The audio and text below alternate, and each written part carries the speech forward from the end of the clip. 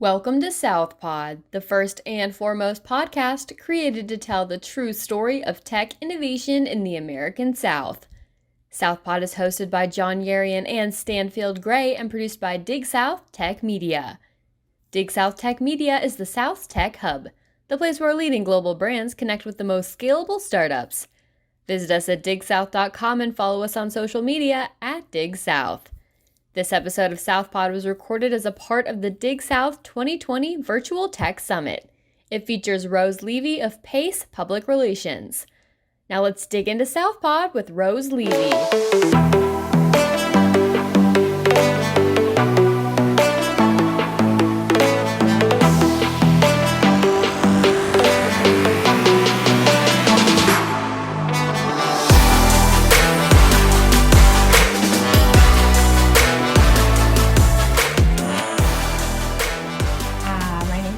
Levy, and I'm here to talk to you about how to avoid the 5 common PR pitfalls that all entrepreneurs make. This is clearly such the wrong venue for us to be having this conversation. Here I am in my home. I imagine most of you are as well. And I just want to reiterate that I would love to actually get to know all of you, and I have put my contact information at the end of this presentation and really look forward to connecting. And with that said, let's get started. So, who am I? I run a small PR firm based in New York, but we have offices in Los Angeles and Washington, D.C. as well.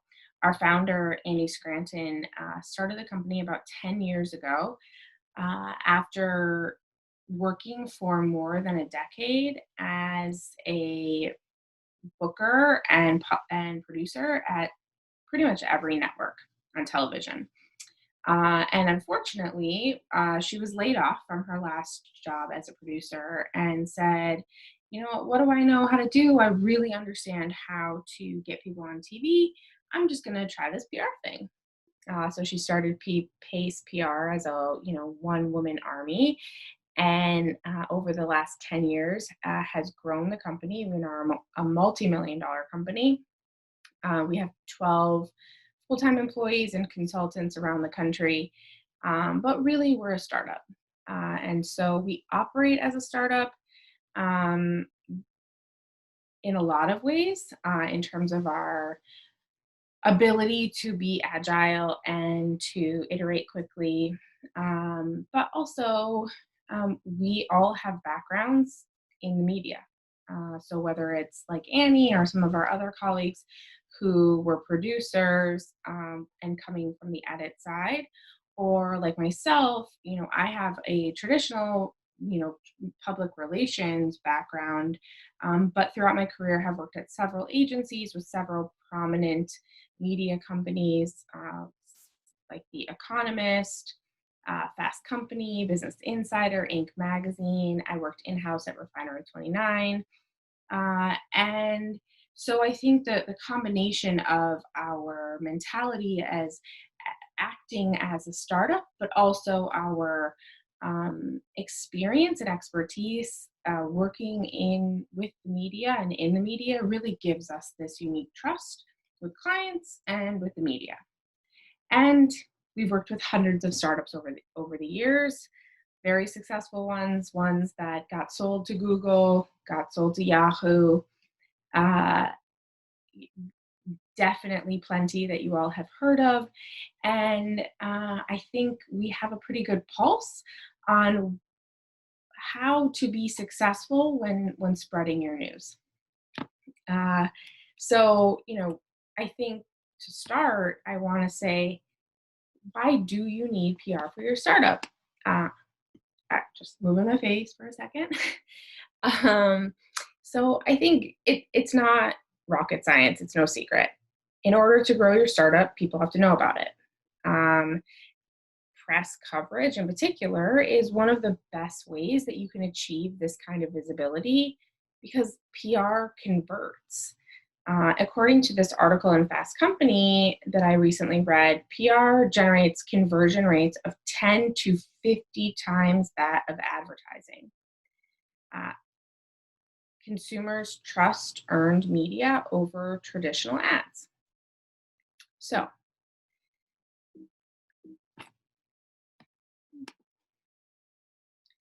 but this kind of exposure just really doesn't happen by accident.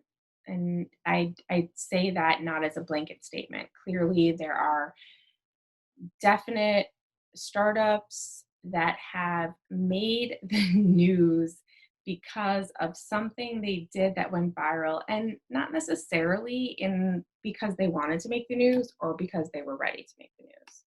And I say that that a great idea, it's just not always enough to get great media coverage. There are so many great ideas out there, and if you think about all the hot startups that you read about in the press right now, they all have good ideas. They're all offering great services. But behind every great brand story that you see in the media, I guarantee you there's a very strong PR strategy. And because with the right strategy, you can really turn your startup into press-worthy news. So here are what I think are the 5 most common PR pitfalls that I say all here, but really most entrepreneurs make. Number 1, poor timing. Number 2, inconsistent messaging. Number 3, not doing enough research. Number 4, irrelevance. And number 5, and this is probably the most important one, having the attitude that PR is easy and that you can just do it. So I'm hopefully going to walk you through each of these pitfalls and provide a couple of strategies or ideas on how to avoid them. And hopefully, we can all be in touch again in the future once you launch or before. So to start, pitfall number 1, poor timing. So, I really think it's important to stress that timing is everything when it comes to promoting your startup. Not only can your good idea go unnoticed if the market isn't ready for it, but logistically, nailing down just when to reach a reporter or how to reach out to a reporter with your news is very critical. So the most common mistakes that we see in timing are, launching a product or an idea that's just not ready for the market. Going out with an initiative that's too premature for the life of your business. So, for example, that would be creating some guerrilla tactic where you want to go make a scene somewhere in the middle of Times Square, but if nobody knows the name of your company, you run the risk that they'll remember the stunt, but not remember the company. I also think, especially in the climate that we're in right now with the coronavirus, Black Lives Matter, the elections, where the daily news cycle is changing so constantly, but also hypersensitive, not paying attention to the other news events that are happening around you and assuming that your company announcement is going to be more important than whatever else is happening is being naive. And then I think, logistically and basic PR, not giving a reporter enough lead time, or offering way too long of a runway. So saying, I'm going to launch this in 5 months. I'm going to launch this in 1 month. They're not going to care. So going back to questions to ask yourself in order to determine if the timing is right for your launch. Number 1, will your potential customers be ready for your product? So, for this, I think it's really important to think about maybe offering your product in beta or sharing it with a smaller group of a test audience so that you can really understand how people are going to interact with it. Are they comfortable interacting with it? Does the technology fit with the current way that people are working in their lives? And that will give you a sense of what may need to be iterated before it's too late and you've already gone like large into market. I think also thinking about whether or not your industry has a lot of competitors. I personally think if competitors are a good thing, it means you have a good idea that others are trying to solve. That said, if there are already plenty of other players in your space, you want to make sure that you can really define what you do differently or better than everyone else. And I think lastly, and this is again super important in the time that we're in right now, is there a trend happening that makes your product or idea especially timely? So clearly in this forced, remote work that we're all in, the number of software services for remote work for employers, for employees, the number of tracking devices and contact tracing and mass fabric development and obviously AI and coronavirus antibody testing, and it's significant. And I think that understanding the climate that you are launching your business, and maybe there's a big pivot that needs to happen, but being really clear about which environment and who are your potential customers and what are they caring about. There is a quote that I really like by Chris Dixon, who's a partner in Andreessen Horowitz. He's a very, very popular technology blogger. He says, entrepreneurs should always ask themselves, why will I succeed where others failed? If the answer is simply, I'm doing it right or I'm smarter, you are probably underestimating your antecedents, which were probably run by competent or even great entrepreneurs who did everything possible to succeed. Instead, your answer should include an explanation about why the timing is right, about some fundamental changes in the world that enable the idea you are pursuing to finally succeed. So, pitfall number 2, inconsistent or incoherent brand messaging. Not understanding who you are and where you fit into the marketplace, into alongside your peers, your competitors, and really being able to define who you are, what your value proposition is is will end you. So I think some questions here that you want to ask yourself is, one, what is your brand identity? Knowing what your brand represents so that others can quickly understand and remember your company apart from others is really important. Also, what does your product or service offer that the competitors are lacking in? And again, this goes back to the timing. If you don't have this, the timing's wrong. But then once you have this, then you're ready to approach the timing. So do your research and figure out what are your competitors' weaknesses, strengths, opportunities, threats, what's lacking in the marketplace, and how could your company meet these needs? And I think, lastly, how can you build your relationship with your consumers and how do you scale that? So how do you, when the marketplace is saturated with plenty of new companies starting, and I think it's so important to have a very clearly defined brand message so that consumers will be attracted to your company because they trust you, because they know who you are, they know you're true to yourself, and that will keep them coming back. So, one of the things that I think is just a really easy start is creating an elevator pitch. So, what is this? This is just that short overview of your business, products or services. And I think it's one of the most powerful tools that for small business owners in particular. And so, how do you develop this? So, first, I think you want to say, who are you? I'm going to use Pace PR as an example, and because I think we've really clearly defined our elevator pitch and our value proposition, and I think I can go through these points and just explain to you how my company has done this. So, who are you? So for my company, Annie Scranton, our founder, as I mentioned before, she worked in television for 10 plus years and was laid off and said, wait, here I have worked in all of these networks. I have access to so many contacts because I have really cultivated great relationships here.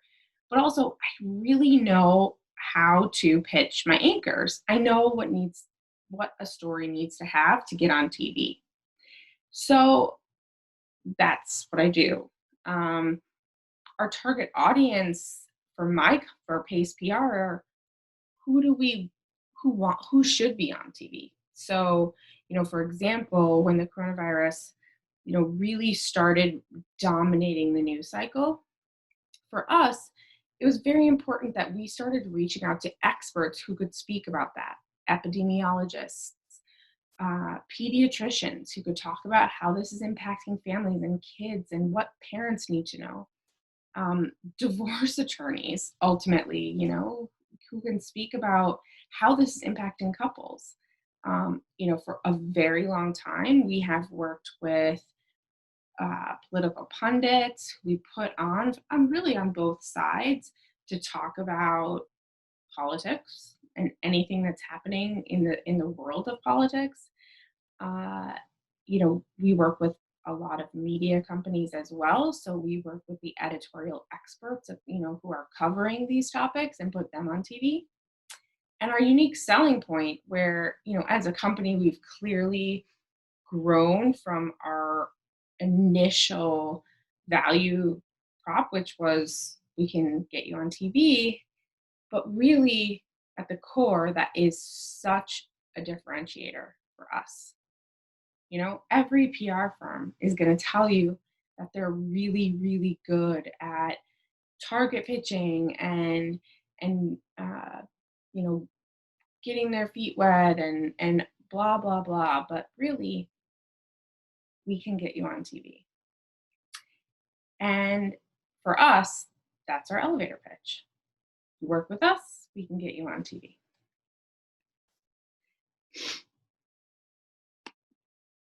So pitfall number 3, which I think, all of these things align with one another. But for here, I think not doing your research, you really want to have a clear understanding of how to get the outlet or the reporter that is going to help you achieve your goals by writing that story to listen. And the only way to do that is to truly go to the person who needs to hear about you. And so I say this because so many times entrepreneurs will say, oh, I have this cool technology and I want to be in the New York Times, or I want to be on the Today Show. But the Today Show might not be the right audience right away. And so understanding what your goal outlet requires to cover any kind of company is very important. So you have to do your homework on the outlets just to find the right fit. You have to then know, what do they cover? Who covers them? What's the cadence of how they cover stories and how often they cover them? Do they need breaking news? Do they need funding announcements? Does it need to be a combination of 3 very important news points? Your founders, your funding, and your product launch all having a significant tie to X. And then lastly, you have to be persistent. You have to be friendly, and you can't be, harassing, but you can't just send out an email or put a pitch out into the ether and assume that someone will just get back to you. Um, well, it looks like this slide has the wrong title. um, but pitfall number 4 is actually being irrelevant, which kind of falls into not doing your research. But I think here, another quote that I really like to share is from a journalist from the 1800s, Charles Anderson Dana, who said, "When a dog bites a man, that is not news. But when a man bites a dog, that is news." And you have to remember that no matter how exciting that you believe your story to be, a journalist isn't going to find it interesting unless you give them a reason to, even if they are your friends. And I think this is really important because I have worked with so many startups, and I promise that I drink the Kool-Aid with every startup I work with. And this is, you know, that happens because I take the time to listen, and hearing a founder talk about their big idea always makes me believe in it. But how that fits into the greater landscape of what else is happening in the world is really important, because I think there are a couple of elements that we always ask our clients to really, really define with us. We do it with them. But I think being timely, so news means new information. So how are you contributing to cutting edge discussions in your industry? Uh, I think being relevant, reading the news that's relevant to your industry, and knowing who's writing about your competitors and peers, analyzing what is popular, what consumers are drawn to. If your goal is to reach potential investors, that's really one story angle that you have to create, versus whether your goal is to reach consumers who are going to buy your product right away. And that goes back to timing. Are you ready to sell your product, or are you ready to get funding? And that is going to define who you reach out to, when you reach out to them, and what your messaging is. And that takes research, and it takes being relevant in that moment.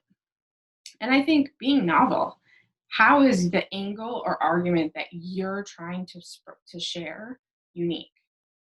And if you're not saying something new, why should someone pay attention? Um, and I use this example about Warby Parker. I 3 or 4 years ago, probably more than that actually, we always try to position our clients as the Warby Parker of X, because the founders of Warby Parker, who are very, very brilliant, they created a new category in the direct consumer marketplace. And they did something that no one had ever done before. And so there was an opening in that moment for entrepreneurs to create the Warby Parker of luggage, the Warby Parker of linens, the Warby Parker of salami, you know? And but now, because the Warby Parker of nearly every single category exists, what is the next thing? And so from here, I go to pitfall number 5, which is a funny one, but also really serious for me and for us. And that's that this idea that PR is easy can really get in the way of getting a result. And I say that because so many of the entrepreneurs and founders and executives and leaders that we work with, who are undoubtedly brilliant, so incredibly accomplished and successful in their careers and in their ideas and the time they have spent to launch their company. And many of them, most of them, have very, very, very close contacts or friends at very top tier publications. And so the thought that you can call your friend who is on the beauty beat at the New York Times and you're launching an AI startup, but you have a very close contact who will pick up your phone who works at the New York Times. So, of course, you'll just give her a call, and that's cool. Or maybe you spoke on a panel with somebody from VentureBeat, and so, of course, you can just reach out to them and they're going to write about you. And I think in some cases, it makes it harder if if you have a close contact, because